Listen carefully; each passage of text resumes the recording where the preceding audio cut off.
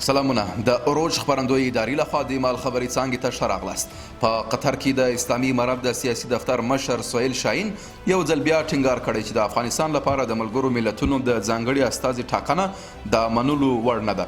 بلخوا د روسیې، چین او ایران هیوادونو هم ویلي چې د افغانستان لپاره د ملګرو ملتونو د ځانګړي استازي ټاکل په اسلامي امارت پورې اړه لري او که ومنل سي دوی به هم ورسره موافقه وکړي.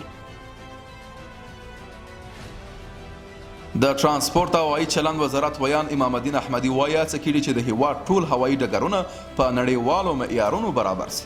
ښاغلي احمدي زیاتوي دا مهال په هیواد کې 28 هوایي ډګرونه فعال دي چې 15 یې نړیوال هوایي ډګرونه دي.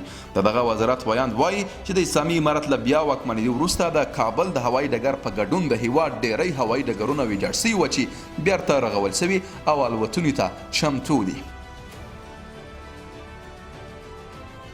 د افغانستان د برېښنا شرکت ویان حکمت الله ویوندي وایي چې د ازبکستان وارداتي برېښنا د تخنیکي ستونزو له امله تېره ورځ 50 سلنه کمه سوې ده. د اروپایي ټولنې د بهرني سیاست مشر جوزیف بوریل ویلي چې د دې ټولنې 26 غړو هیوادونو د بشري مرستو لپاره په غزه کې د جګړې د سمدستي پای ته رسولو غوښتنه کړې. د یادې ټولنې د 22 غړو هیوادونو له ډلې یوازې مجارستان له دې غوښتنې سره مخالفت کړی دی. جوزیف بوریل ټینګار کړی چې د جګړې سمدستي اوربند باید د تلپاتې اوربند د رامنځته کېدو سبب سي.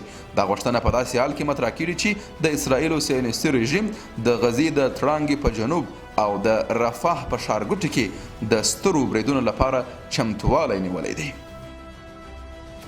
له ملتیا مو مننه.